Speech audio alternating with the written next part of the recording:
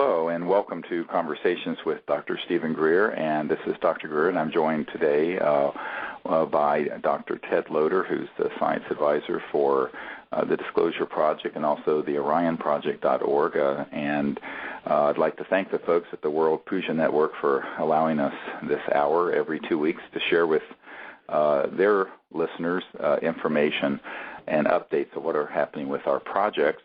And welcome to the show, Dr. Loder. Thank you very much, Dave. This is going to be a very interesting show.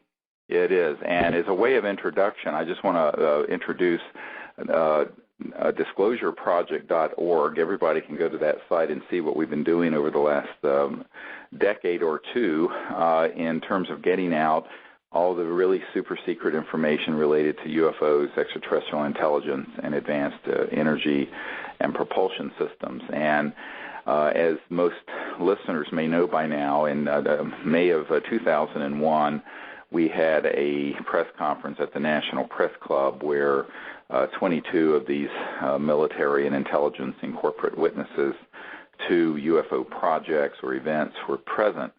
And what a lot of people who have seen that National Press Club event don't realize is that those were 22 out of the sum, at this point, over 550 top-secret military and corporate whistleblowers and intelligence and military and corporate people that I have met with and interviewed and gathered information from. And what we're going to be talking about today is the testimony of a very important witness, William John Pawelec, is how you say his last name, although it's spelled Pawelec. And this is a gentleman who I had met some years ago and interviewed actually exactly 10 years ago this month in December of 2000. And he, at the time, did not want his information out to the public for fear of reprisals, and he knew of people who had been killed, talking about some of the things that are in this interview, and he asked that I only release it after his death. Recently, his significant other, widow, contacted us and said that, in fact, Mr. Pawelec had passed away, and that she discovered in his notes that he wanted the testimony he'd provided to the Disclosure Project to be released. And it turns out this gentleman passed away about 3 years ago, but she had just gotten around to contacting us. He passed away, according to the death certificate, in on May 24th, 2007. Now, what's important about this testimony, and I have to say this is emblematic of so many dozens and dozens of men and a few women that I've interviewed who have been in very sensitive meetings, is that they do fear for their lives and their families, and so they do not want to do this while they're living. Or they provide information to me but do not want to be out publicly, like some 70 witnesses that are in the Disclosure Project book. If you go to disclosureproject.org, you'll see that there's a nearly 600-page book that has about 69 of these military and top-secret witnesses' testimony in them. And also we have a 4-hour DVD and a 2-hour DVD, as well as the National Press Club DVD itself at disclosureproject.org that you can get and look at. But I always emphasize to people that's the tip of an iceberg, a huge iceberg of information, intelligence, sources, names of corporations, agencies, etc., that we have.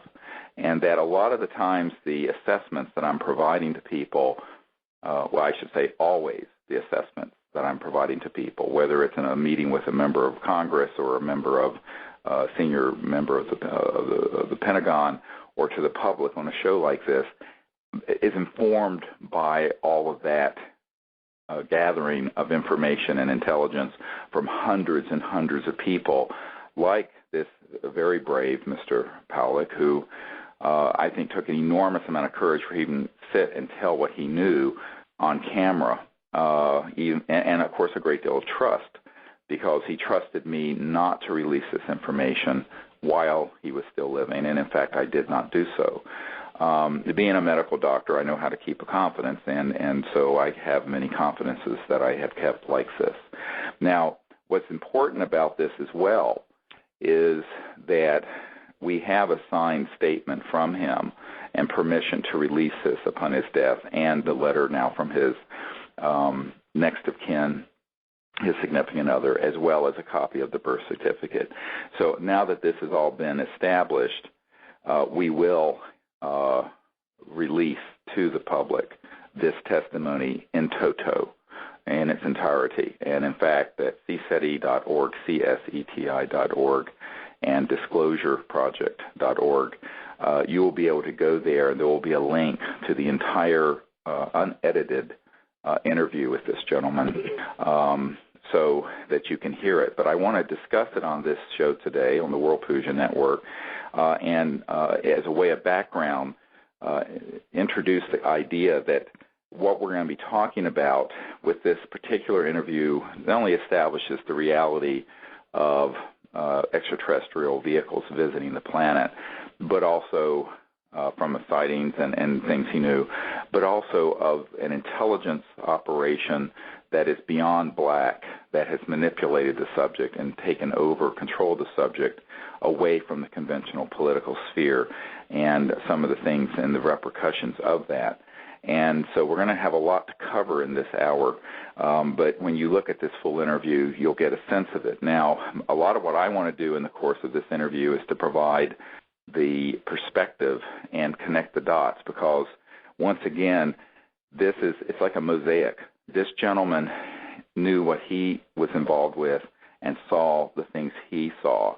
On the other hand, I have hundreds of people like him who don't know each other, who corroborate components of it or fill in and connect the dots.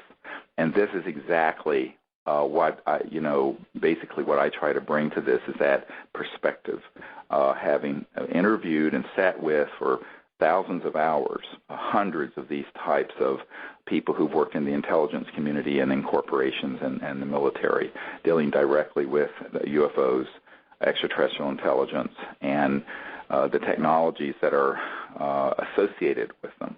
So that's really what we want to cover today. It's a very exciting program, and so I think we'll, with that introduction, we'll get right on into it. And Dr. Loder, I'd like for you to just share some of the things that when you looked at this interview of Mr. Pawelec, what you took away from it and what impressed you with it. Well, I think first of all, I thoroughly enjoyed it. In watching him discuss and describe his experiences and the things he saw and learned about, the man is very solid. It is no woo-woo at all. I was impressed. I was very impressed. I mean, he's, as somebody noted, he's like your family doctor who really knows his stuff. He just totally solid in his descriptions. A little bit of his there's so many things that we're going to be going through in this hour, and so many dots to connect. I'll just start off here by giving a little bit of a background to him, which is probably a good way to start. It's the way he starts in the interview. He was in the Air Force. He was a computer specialist. He spent time at Air Force Base in the southeast, and then was off in Vietnam for a year dealing with processing intelligence data. And it was obvious he had some interesting opinions on the Vietnam War, which I'm not going to go into right now. But he ultimately left the Air Force, even though they wanted him to continue because of his experience, computer experience. He went off to college and did his college thing in that area. And finally, he decided to get into electronics and got his security clearances back. And he started working in the area of access control. Now, access control it deals with security and is absolutely crucial and critical to all the things that deal with the Disclosure Project in a sense, because without access and control mechanisms in place, it's impossible to keep things really secret, and with black projects and what have you. He got into that area, and as a result, was able and went into underground facilities and dealt with other issues that we'll get into. So that's how he got into it, and ultimately worked for large companies and then worked for his own private companies, doing some work with Federal Express and other people, setting up major computer programs dealing with this security issues. He worked with SAIC, Tracor, and others. But he did, as it went along, he realized that something, as he stated, something was amiss. Things weren't all they seemed to be. And then he got involved in the Tonopah base in Nevada, which he described huge elevators, very deep underground. They were doing security work there. And it's interesting because the question is, did you see any UFOs, if you will, or craft there? And he said, no, but everything was moved out of the rooms as we went in to do the security work. So our men went down there. Everything was cleared out. You could see where they had moved things away from. They did the security work, and he figured things were put back in those rooms. So it sort of did a shell game with materials, so they couldn't actually see what was going on. But the elevators in those underground bases were so huge they could hold huge aircraft going up and down many stories underground. And this particular base, and Steve, maybe you could talk about it a bit more. Very remote. It's spelled Tonopah, and it's in southern Nevada. It is a facility where there's a lot of EG&G operations there, and it's a underground facility that is connected to other underground facilities that went operational back in the 70s and 80s. One of the things going back before that, however, when he was in the Air Force at Pope Air Force Base in North Carolina, where I grew up, in 1966, he was there near the base with a friend, and it was in the evening, and about a 35 to 40 foot diameter disc. He says whiter than any white he's ever seen before. Floated overhead about 50 feet up and about 200 or 300 feet away at the edge of a lake. And as it approached, all the insects and frogs and everything in the region that you could hear for miles around became utterly silent. And as it moved along, the silence went along with it. And he said that it was at that point that he realized, of course, that we weren't alone. And it's interesting because his description of this craft, the kind of light and the kind of white that he see is exactly what we've seen on some of our expeditions, where it's a white like you've never seen, a light like you've never seen. And he said that the craft was, you could tell there's a structure above it, but it was a sort of disc-shaped on the bottom, and it was utterly silent. And it created this zone of silence, and somehow the electromagnetic field effect that it created as it moved along was sensed by all the insects and animals, so that just this utter silence attended its floating over the countryside there outside of Pope Air Force Base in North Carolina. So that was one very graphic sort of description that he provides. And late in the interview, he goes back to it because I asked more about it, how remarkable it is, how the effect of this vehicle. And he said, basically that it was talked about in the circles where he worked, that these were AVCs, or alien visitation craft, and no one called them UFOs. And of course, I've said for years that UFOs are just a term that was invented by the intelligence community after they knew that they were extraterrestrial vehicles. And of course, there are two categories of UFOs. One are the man-made ones, and he talks about the research and people he'd met in aerospace circles going back to the 50s, early 50s and 60s, where that by the 60s and 70s they had fully figured out all the mechanisms of function of these craft. And these are, of course, have been called in some circles ARVs, alien reproduction vehicles. But the ones that are of off-planet origin are called alien visitation craft, or in some other circles, ETVs, extraterrestrial vehicles. So it's interesting that in the business, they're not called UFOs. And so this is only in the pop culture world where the mind got colonized by the intelligence community to set up UFO organizations so that we could say they're unidentified and they fly, but gee, we don't know what they are. When in reality, back in the 40s and 50s, we knew that they were extraterrestrial vehicles, and then later we had the ones that we were building that were the electromagnetic gravitic craft, the anti-gravity type craft that we call alien reproduction vehicles. And that, here's a man, and you'll see this in the interview, with a twinkle in his eye, and he said just matter-of-factly, this is what they were called, or AVCs, alien visitation craft. And so this is exactly what I've been immersed in for now 20 years of meetings. I mean, I remind people that it was 17 years ago this month that I briefed the Director of Central Intelligence, the CIA Director, on this matter for President Clinton. And what I have found is that there's this enormous disconnect between the pop culture take on this subject and what's really going on.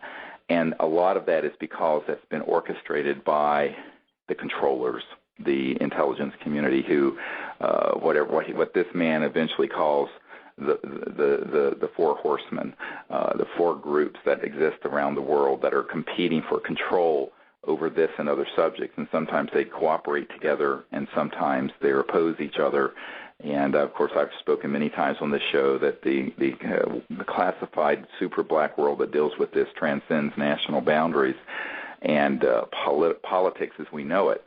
And he came to realize that very quickly. In the Vietnam War, he states in this interview that he and the other people he was dealing with he saw firsthand that it was a political war, and he didn't say this, but I know this to be true, to basically create a conflict to focus people on and to spend money for the war profiteers, and that there was no intention of winning that war. There was no intention ever of it being a war of necessity or a war of to be won, quote unquote, and that there is the cynical underpinning of a lot of these quote unquote national security and military operations that have absolutely nothing to do with the national security of the United States or the security and peace of the world.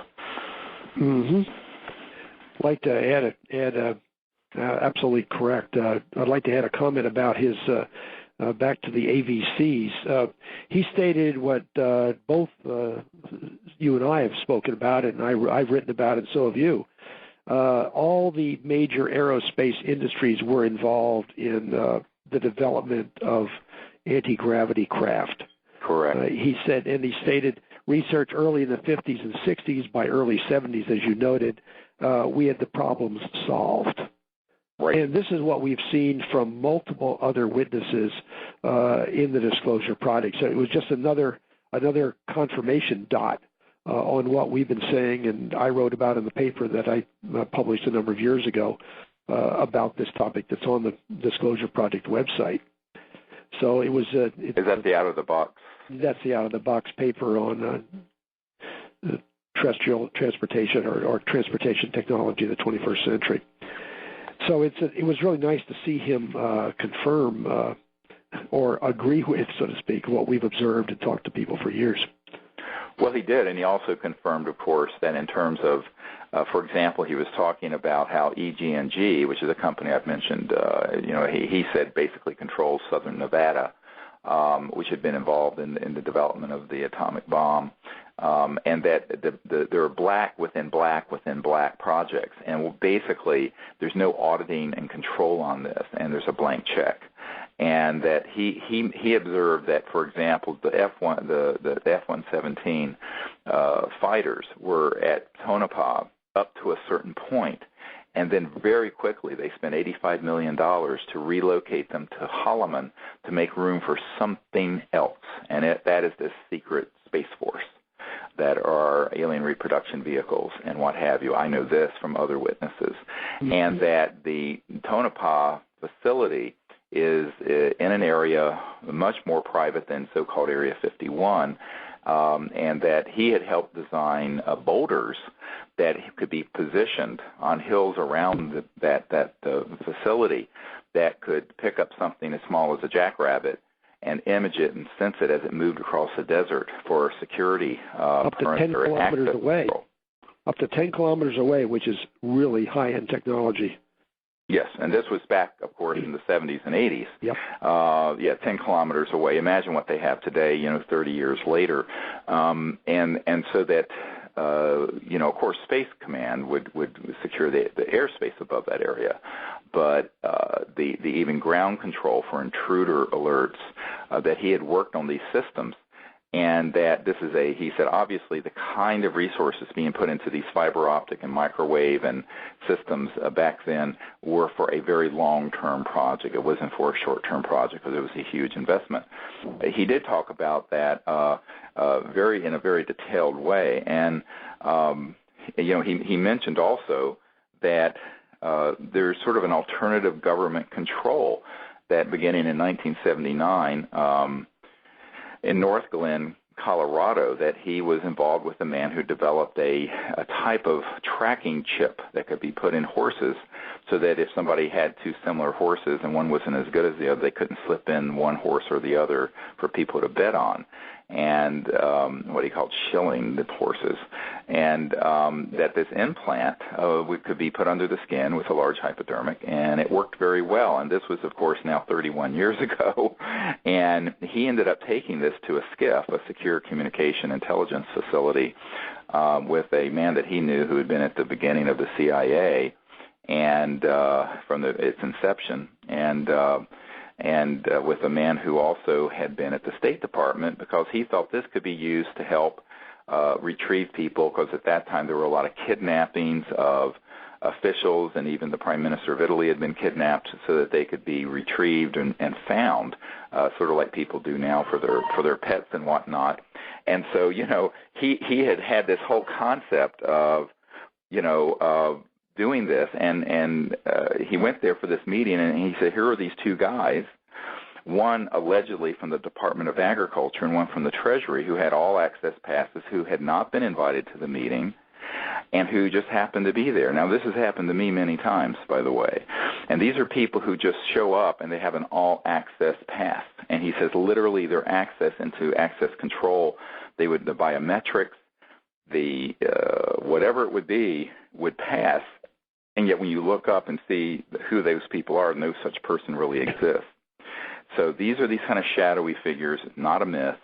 And this goes on all the time, and they were representing this alternative government, secret government control, who actually ended up taking this chip. The man who invented it, apparently, he said, got very wealthy and never had to work again for the rest of his life, but they wanted to make 2 billion of them. Now, remember, this is in 1979, and that they had transponder capabilities. They could monitor blood pressure, pulse, even brainwave activity from a distance, and that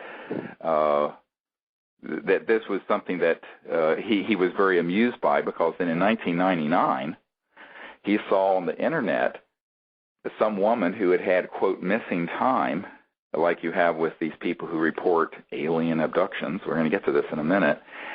And there was a blow up of this implant. And it was absolutely just a modified version of what he had brought to the CIA in 1979, 20 years earlier. Mm-hmm. Now, if people aren't connecting the dots now, drink a cup of coffee and wake up. Wake up.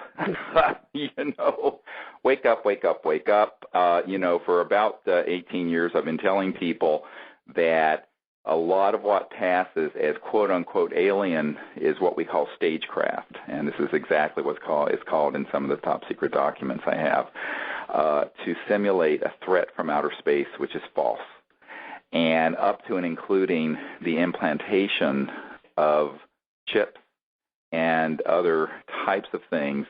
And then later he ended up, in pursuing the electronics he ended up meeting a man who is a professor at University of New South Wales in Australia, and this man had developed even more sophisticated chip, and he also went and met with this person at the State Department for their security, thinking this would be a good thing for some very legitimate purposes. And a couple of other spooks were there that were all access folks, and they may have had a national security agency or a national reconnaissance office badge or whatever, but they were really not assigned to that. And that basically here, too, they were asking questions. And this particular chip back then It was in 1984, I believe. This is in 1984, ironically. Would be able to be read easily from space, 120 kilometers above the Earth, and that even further than that if they put a power boost source inside the chip. So that, here we're talking now almost 30 years ago. We're at almost 2011. And that this professor, got an enormous grant, then was so wealthy he never had to work again for the rest of his life. We've heard this story many times.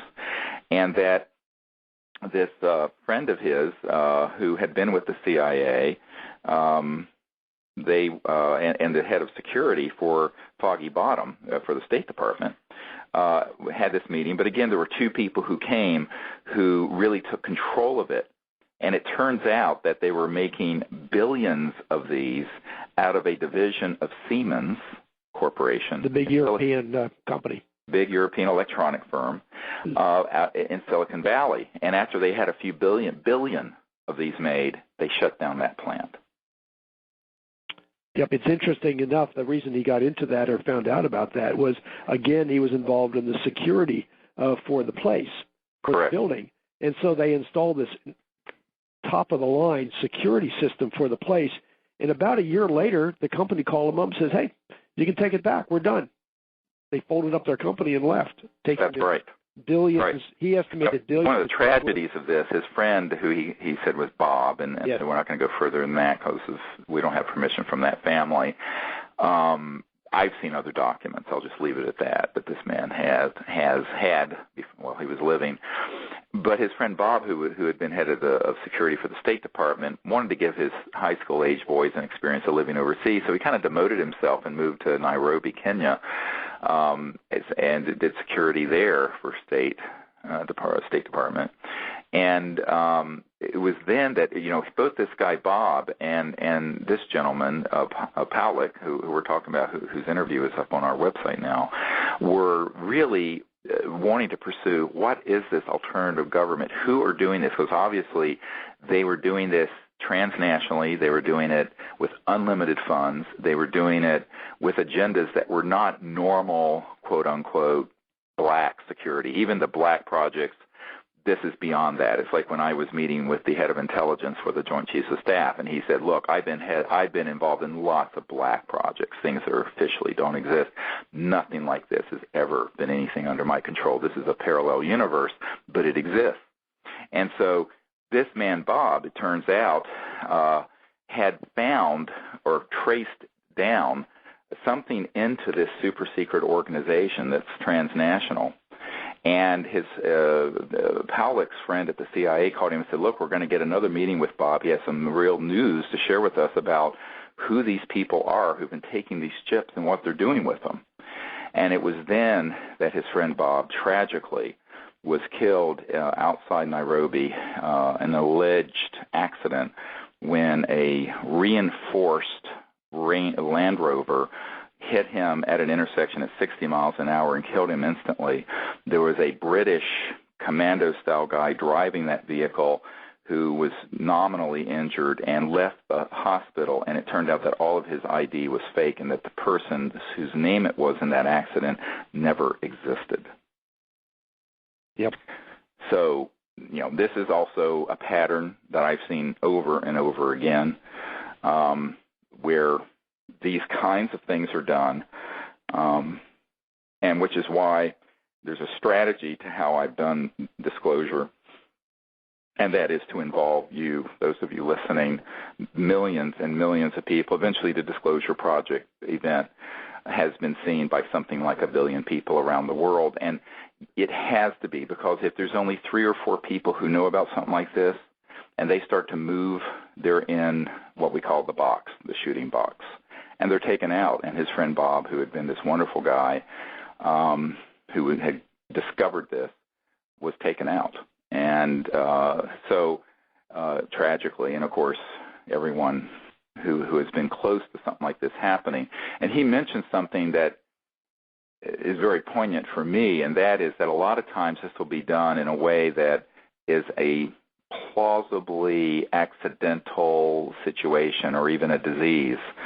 And if listeners of the show will recall, back in the 1990s, a friend of former CIA Director Bill Colby, who had been a member of one of these super secret projects dealing with all this information, was going to get to me an operational free energy device and around $50 million in seed funding from some source that he had, because he really believed in what we were trying to do and the purpose behind it, which were peaceful purpose of fixing a lot of problems in the world in a very altruistic way, frankly.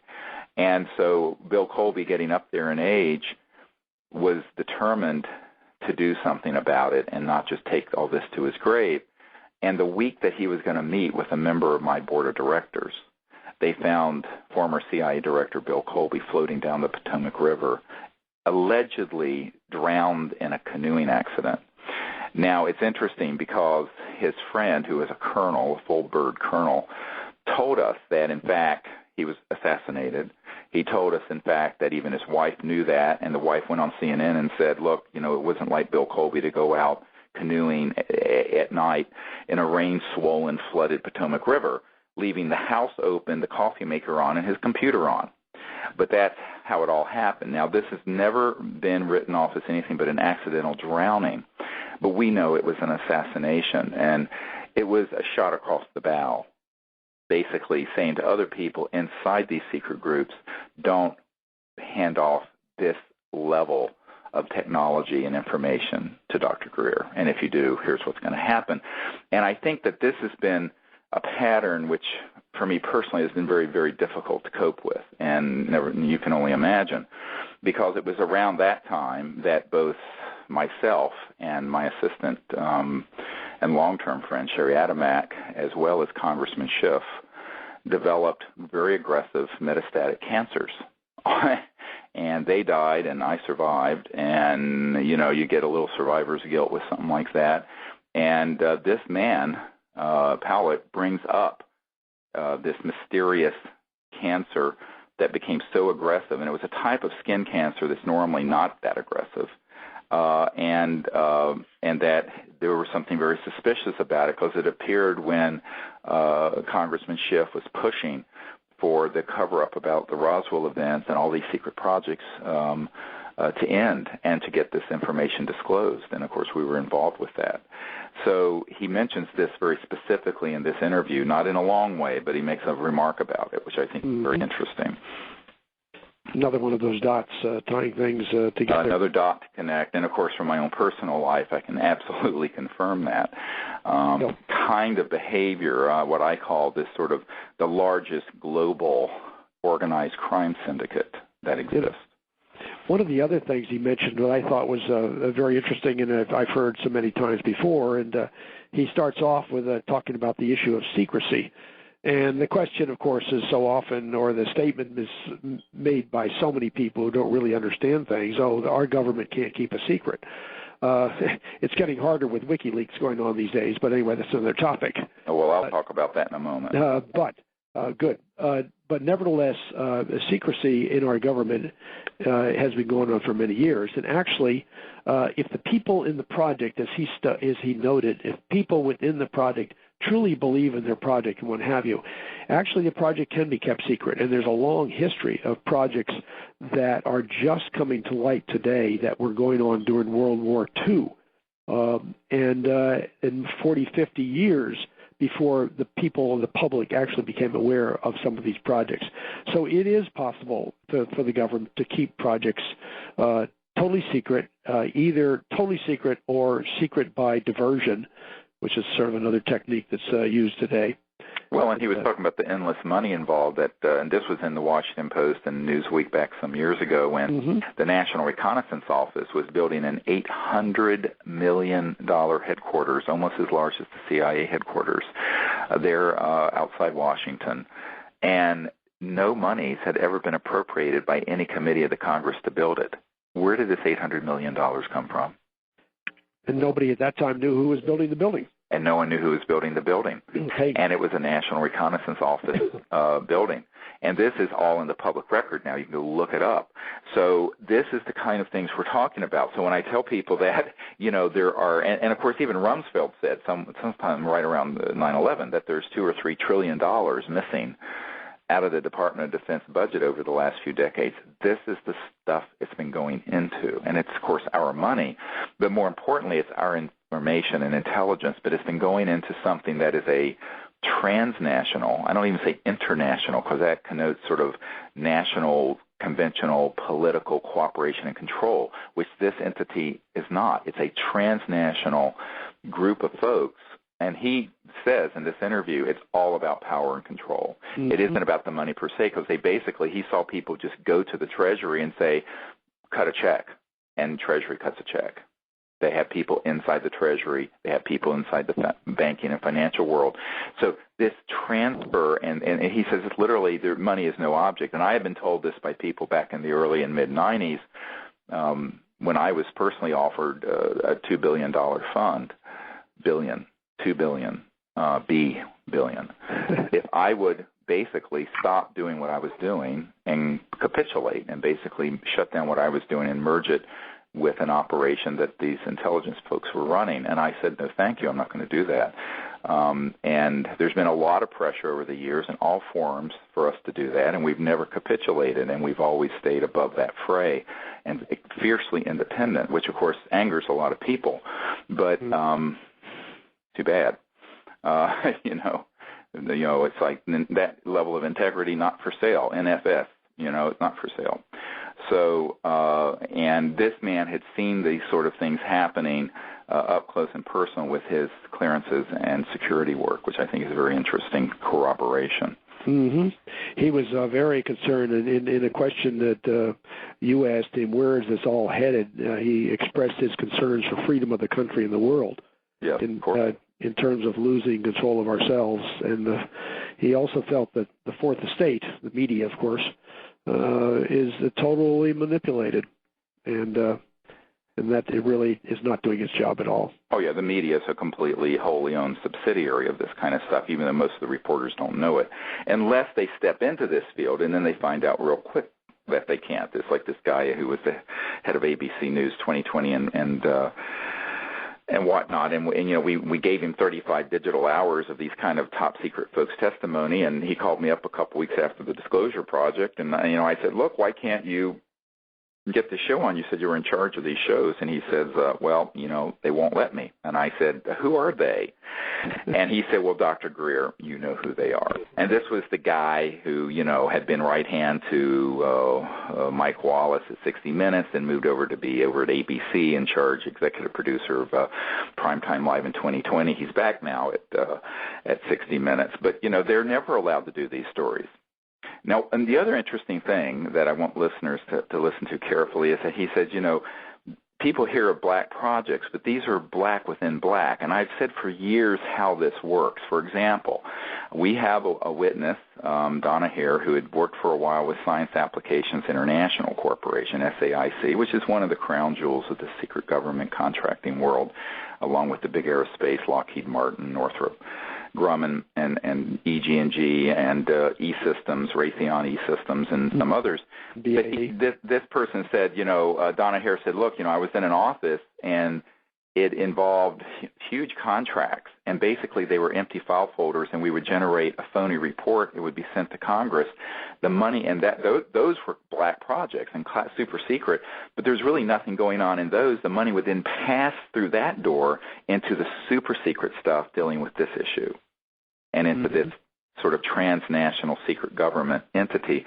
And, Senator Inouye of Hawaii said during the Iran-Contra trial that there exists a secret government with its own Air Force, its own Navy, its own funding mechanism that is above the law and free from the law itself. I'm quoting very closely, but you can look at that quote that's on disclosureproject.org, and this and more information in the book, Disclosure, which I recommend anyone listening should get that book and read it and probably memorize it because there's so much information in it.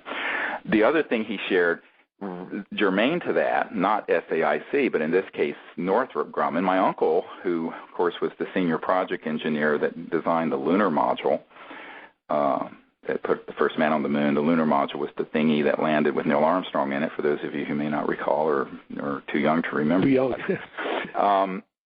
Yeah, since it was 40-some years ago.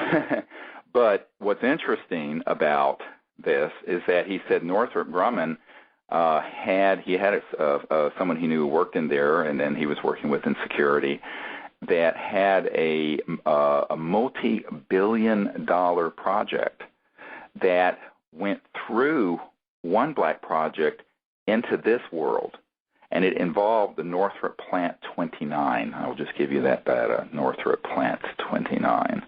Mm-hmm. He let that slip. You have to listen very carefully to the interview to pick up that, but my ears perked up because I've heard of that before. Mm-hmm. So this is an explosive interview. It's a very explosive information. Some people will find it disturbing. I always point out something that my friend Apollo astronaut Brian O'Leary would say when he'd say, the truth will set you free, but first it'll piss you off. So, mm-hmm. At a certain point I tell people as childhood's end, people need to really understand these issues, and that the freedom of the world, the destiny of our species, the state of the environment are not in the hands of the folks that we elect and put in the White House or in Congress, but we need to ask that they get their hands back around this. But it takes enormous courage to, because you're going up against an entity that has such enormous power that most people, it's like a good friend of President Clinton said to me, after I briefed the CIA director, said, look, they're very supportive of what you're recommending, but they're convinced that the president will end up like Jack Kennedy if he does what you're suggesting.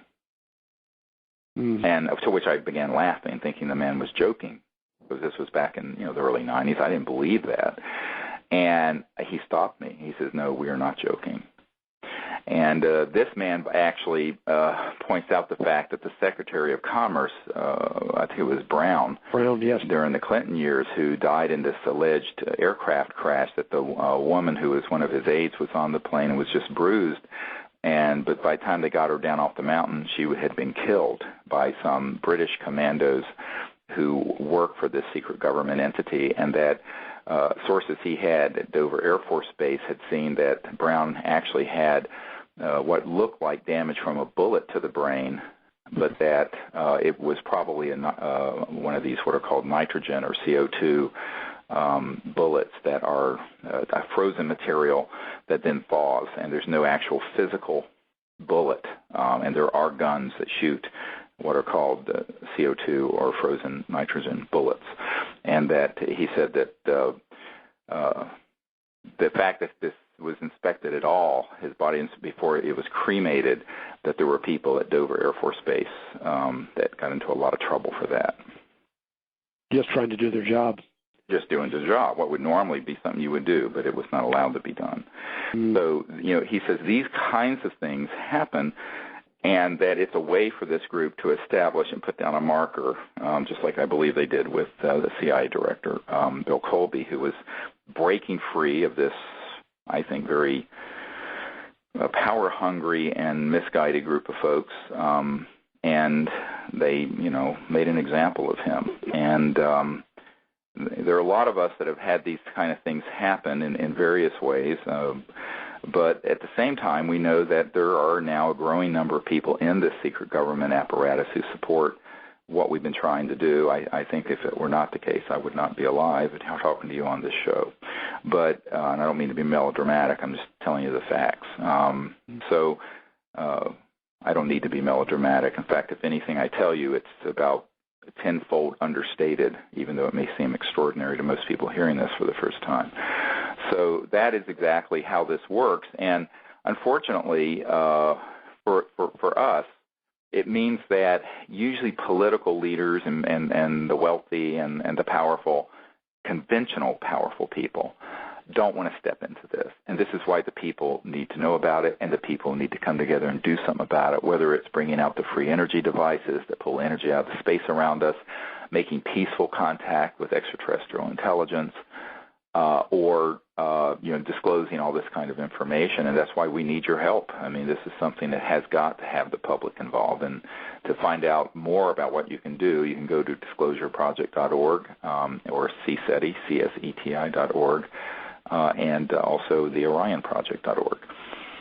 Right. And So true. I think anybody listening to this is going to find this very, very interesting.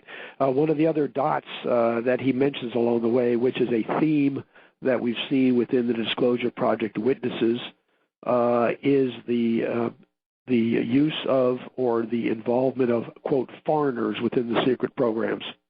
Right. He mentions that many times when he was in some of these areas that he worked in, there would be foreigners present who seemed to have all the qualifications or all the access passes to work there. This goes along with the concept of international or beyond international organization running these things. It reminds me of the Disclosure Project witness who had seen pictures of structures on the moon. Talking about many foreign people within the hangar in Langley. Right, and yes, yeah. And it was a National Security Agency operation, and there were people from all over the world working there. Now, what people don't know is that if you are not a U.S. citizen, you cannot normally go into a classified Department of Defense facility, because we have a very senior scientist at one of the Department of Defense labs, the largest Department of Defense lab, who is a very close associate and friend of ours. And when we at times have wanted to go there for a meeting to evaluate some technology or what have you, if the person has not been an American, he can't get in. And yet, in this parallel universe, the places are swarming with people from the various countries. So what's going on here?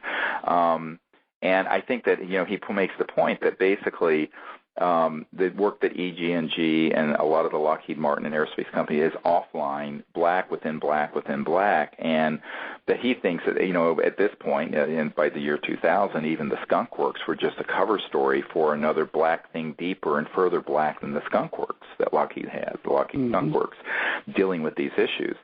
And this doesn't surprise me, because I know a few years ago I had a meeting in San Francisco, sort of a salon, for lack of a better word, where, a very wealthy person hosts me at a home, and they invite, 20 or 30 of the most, connected, famous people in the area.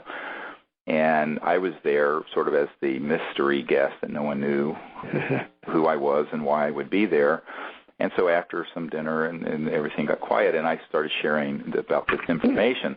Well, it turns out one of the people who was there had been the chairman of AT&T, but also had been chairman of what's called SRI, Stanford Research International. And he told me quite sincerely that he knew that there were black within black projects carried into SRI through DARPA, the Defense Advanced Research Project Administration work.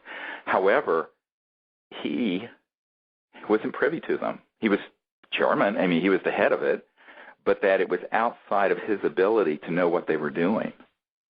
So, the way this is structured, my friends, is not your typical, top-down corporate or the president and the chain of command, the Secretary of Defense and the CIA director. This is a parallel universe, and this is what we keep getting from these deep insiders over and over and over again. If I heard it from one person, I'd go, conspiracy theory. But when you hear it from dozens of them, who don't know each other, by the way, who tell you the same information about the same places and corporations and facilities, et cetera, and so on. He mentions EG&G, for example, as owning the private airline that flies the people into Area 51 and into Pahut Mesa and the Papoose facility and all these sort of facilities, and Tonopah. And, you keep seeing this and hearing this, and at a certain point, you know that it's legitimate, because there are people who absolutely do not know each other and never met each other that are connected through the Disclosure Project, who have these corroborating points of intelligence and information. So that's a good summary of what's in it. I think we've given you a number of highlights from his hour-long interview, and I think, but once you sit down and actually watch this and listen to this man tell us what he's seen and observed and his thoughts about it, it's very revealing and a bit overwhelming, particularly if you've heard this show and heard us connect some of the dots for you. When you go hear it, you'll say, oh my gosh, it's excellent. Well, it is excellent. It's important for people to know this. And what I want to do is put it in a context here for a moment of action, because when I did this interview with him, and he did not want, of course, part of it, and I know the part of this that was most frightening for him, and it's not what you think. It's the fact that he knew that there were billions of these chips that had been taken and have surreptitiously been put in people. Now, the reason for that, which means monitoring from space, control, he talked about scalar electromagnetics. There's a top secret scientist we're working with that we know very well who's actually done experiments with scalar communications that are faster than the speed of light. It's not limited by the velocity of light. We're not going to get into the physics of it, but this is not theoretical. This has been done. And this man of enormous, he's one of the 14 national treasures in the Department of Defense scientific community, and he's a very close friend of this project. And I can tell you that the kinds of technologies that exist like this that affect consciousness, control, what have you. And when I was at a meeting, it was, I think, 2 years ago this week, with a man who is in charge of weird science and frickin' magic, as it's called, WSFM at the CIA, who kind of runs that desk.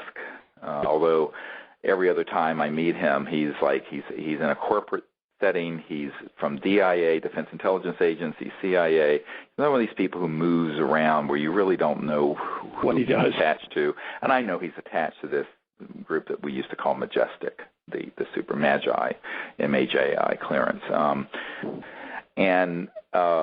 What's interesting about it, in fact, is that I confronted him with the fact that they can remotely induce disease states and what have you, because I basically was saying this is what happened to my friend Sherry Adamack and Congressman Schiff and me, and he looked at me, didn't blink an eye, and we're sitting at a restaurant near Langley, CIA headquarters, and he says, yes, absolutely, we have all that. I mean, he didn't even attempt to deny it. Welcome to my world. Sometimes it's not, it can be disturbing. But what's important for people to know is that this same system can be turned around and heal cancer. The same system in the right hands can be turned around and help regenerate a severed limb, can heal a spinal cord where the neural connections have been severed. I'm not kidding. It has been done in secret projects, and I know the people who've done it. There is so much benefit, not only in terms of the environment, energy generation, but healing that can come out of this area of science. And unfortunately, the people who are hell-bent on just massive global control have it, and they're not afraid to weaponize it and use it against good people. But it doesn't mean that's the way it has to be. There has to be, people have to understand that if we, as the Bhagavad Gita says, knowledge is the greatest purifier. First you have to know, and then you can act. And so this is why disclosureproject.org is so important. People have to know the truth. Then they will have a framework in which to act. And it is that has led to the Disclosure Project, and also the OrionProject.org being founded to try to identify clean funding sources so we can build a laboratory to build up peaceful uses of these systems under our watchful eye rather than some nefarious transnational secret organization's control. And a lot of people say, oh, it's too big, it's too difficult. Well, then you're just giving up. You cannot give up. This is the future of our species. This is the future of the Earth. And I'm not overstating the fact when I state this. So as we begin to 2011, we have to contemplate what the consequences of this are. And the consequences are immense. They cannot be overstated.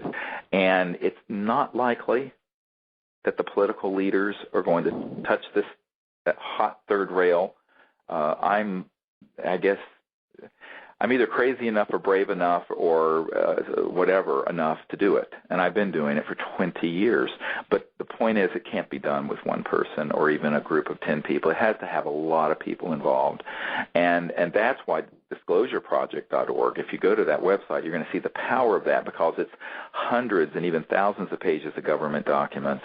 It's dozens of these types of courageous men. This Bill Pawelec, William John Pawelec's testimony that is now going to be up on the internet by the time you're listening to this interview. And this is the kind of thing that has to happen. I want to distinguish it from the WikiLeaks stuff for just a moment. WikiLeaks is putting stuff out there that is in the conventional mainline government control access system. And if it's legitimately classified and the President or Secretary of State and Congress know it, we don't deal with that. Why? Because they're the elected and appointed people operating within the rule of law. The only things we put out there, and this is very different from WikiLeaks, are things which we can prove are rogue, illegal, extra-constitutional, criminal operations. Let me repeat that. These are rogue, illegal, criminal operations. So you may disagree with whether or not everything that's in the classified State Department cables should have been or shouldn't have been classified. But that's not for me to say. I'm not the Secretary of State or the President or a member of the Senate Intelligence or Foreign Relations Committee.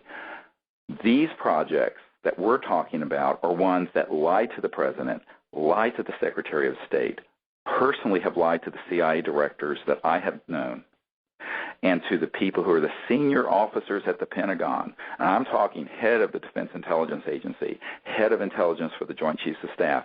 And my friends, if you are an entity, transnational, but in this country taking huge hundreds of billions of dollars, trillions of taxpayer money, and you're lying to those folks, you are, by definition, rogue and illegal, and there is no security for you in terms of the conventional rule of law. That's very different from traditionally classified cables and stuff that have been ending up on WikiLeaks.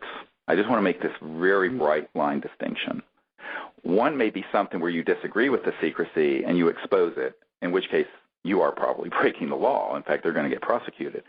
The things we're dealing with are operations which not even the President has control over and is lied to about, and therefore it is rogue and it is illegal, and therefore it is not at all like what's being released through WikiLeaks.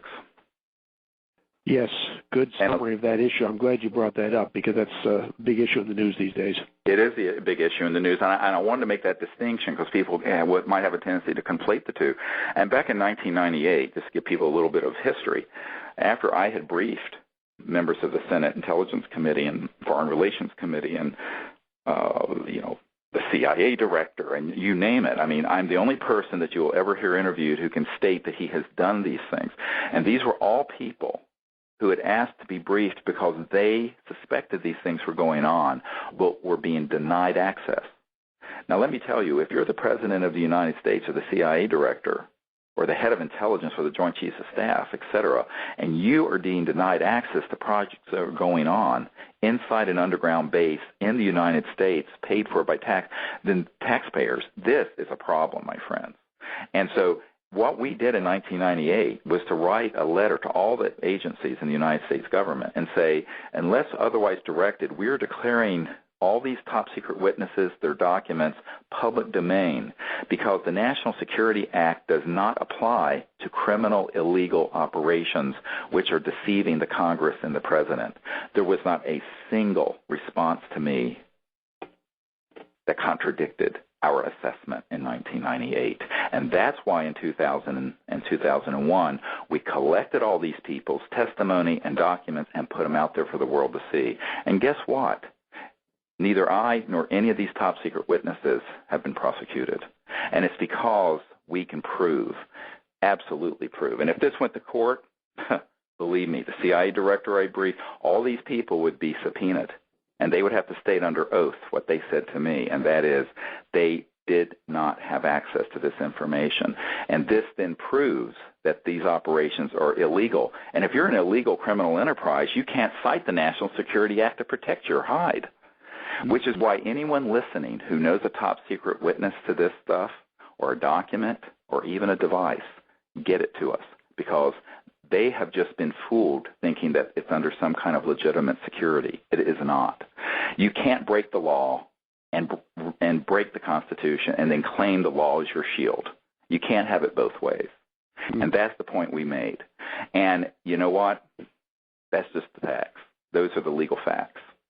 So the law is on our side. The Constitution is on our side. The truth is on our side. And I'll tell you something else, my friends. The future is on our side, because this stuff may play out in a lot of different ways, but ultimately we're going to make it through this, and people are going to know the truth about this, and we're going to go forward as a civilization in space peacefully with these amazing sciences and technologies. And a lot has to happen before that occurs, and it may not all be pretty and easy, but it will happen. And so we have to pray for that and work for that together, and that's why these projects exist. Well, I believe we're about out of time. I do want to thank Dr. Loder for joining us today, and I do want to thank, and we'll say a prayer for Bill Pawelec, who's in the Worlds of Light, and his family for finally releasing his testimony to us, and it's there now for all of the world to see. And again, when you see that testimony, just remember we have over 500 people like him that corroborate much of it, and that this is exactly the kind of information that the world needs to know, so that they know how to go forward. We have to know where we are in order to go forward into the good future. So I'd like to thank the people at the World Puja Network for hosting us, and all of you. And until next time, this is Conversations with Dr. Stephen Greer, and God bless you all. Good night.